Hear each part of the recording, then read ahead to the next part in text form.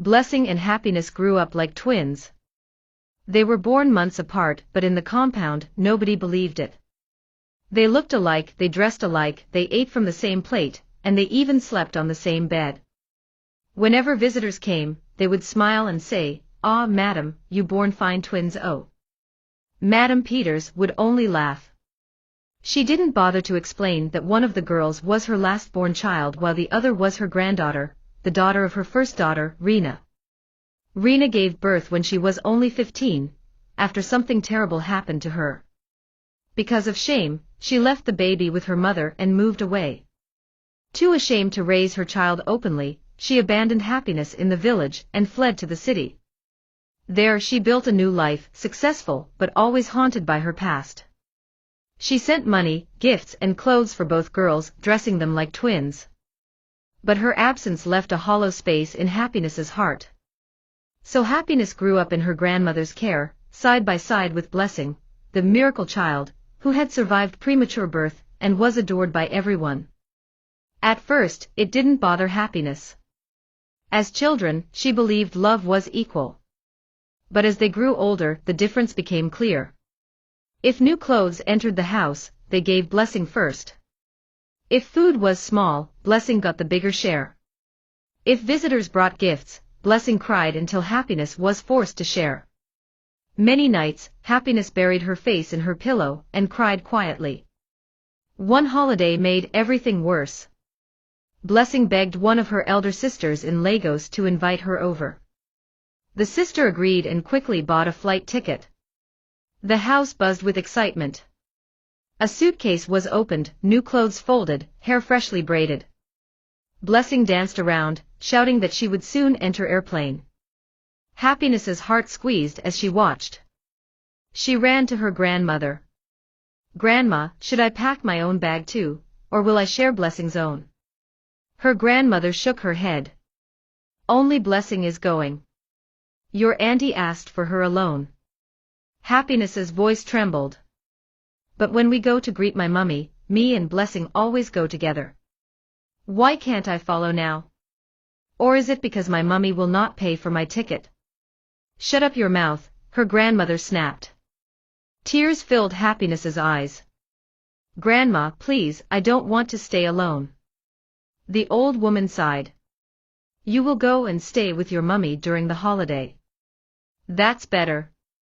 The morning Blessing traveled, Happiness watched her roll her suitcase proudly to the waiting car. Blessing's smile shone like morning sun. Happiness bit her lips hard to stop herself from crying. When the car finally drove off, she felt empty, like her other half had been taken away. Her mother, Rena, tried to make her happy. She took her to eateries, parks, and restaurants. But no matter where they went, Happiness felt an emptiness. She missed Blessing terribly. They had grown up like twins, and the thought of Blessing enjoying Lagos without her made her heart ache. At night she turned to the wall, whispering, "If Blessing was here, I would be happier." She imagined Blessing in Lagos, eating ice cream, shopping in big malls, sleeping in a room with air conditioner. She pressed her face into her pillow, jealous tears wetting her cheeks.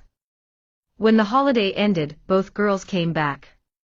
Blessing returned full of stories, how she flew in the plane, how Lagos was shining with lights, how her sister bought her plenty things. She even pulled out a brand new phone. "See, Happiness, my own phone," she announced, her eyes glowing. Happiness smiled weakly. "It's fine." But deep down, she felt forgotten, like the whole world was moving around Blessing while she was left behind. As they grew, the comparisons became louder. In school, teachers praised Blessing more, classmates admired her. She was naturally brilliant. At every end-of-year party, she collected prizes for English, mathematics, and overall best student. Happiness, no matter how hard she tried, hovered around 8th or 9th position. She clapped for Blessing during prize givings, but her heart sank each time. She was mocked as slow, compared unfavorably to her cousin. Slowly, her spirit broke. She gave up trying to compete. If Happiness scored high, nobody noticed. If Blessing scored average, the whole family celebrated her. But life has a way of revealing hidden strength. When their school building was under construction, Blessing complained about the dusty classrooms, and was quickly moved to a private school. Happiness begged to follow, but Madame Peters refused, saying Blessing deserved the best. Left behind in the old school, Happiness blossomed.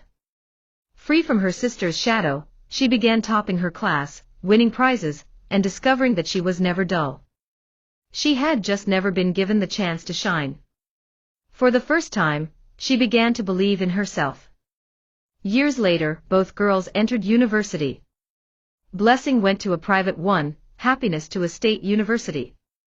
At first, Blessing believed she would still outshine her sister. But the tables turned. Happiness excelled in her studies, loved by lecturers and classmates. She became a star, admired, respected, unstoppable. Blessing, however, struggled. Parties, distractions, and failed courses dragged her down. She repeated classes, carried over courses, and delayed her graduation.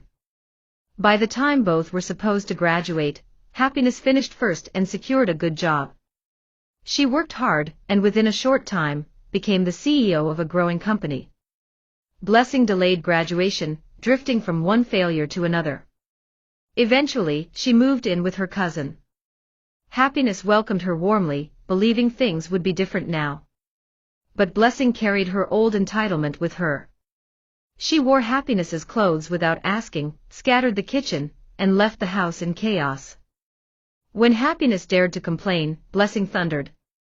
"I am older than you. You must respect me. Don't forget that." The old fear rose in Happiness's chest, but this time she didn't stay silent. One afternoon, she found her favorite dress crumpled and stained on the bed. She took a deep breath and called out, "Blessing, please wash this. You wore it, it's only fair you clean it." Blessing stormed into the room, eyes blazing. "How dare you talk to me like that? Do you know who I am? I can slap you right now." Her hand lifted, but Happiness's voice rose, firm and steady. "Enough. For years you made me feel small, like I didn't matter. But not anymore. This is my house. If you cannot respect my rules, then pack your things and leave." Blessing's hand dropped. Her face twisted with shock. For the first time, Happiness had stood her ground. Ashamed, Blessing packed her bags and ran to her parents. They called Happiness immediately, accusing her of ingratitude. But this time, Happiness didn't bow. With tears in her eyes but strength in her voice, she said, "All my life, you people treated me like I don't matter. When I wanted love, you gave me rejection. When I wanted attention, you pushed me aside. Everything was always for Blessing. Did I not deserve anything? Am I not human too? But I will no longer be silent. I am your granddaughter. I deserve love and respect too." On the other end of the line, silence gave way to sobs. For the first time, her grandparents saw the truth. Reconciliation came slowly. Blessing returned, humbled. She stood before her cousin, tears in her eyes. "Happiness, I am sorry. I didn't fight for you the way I should have. I didn't see your pain. But I love you.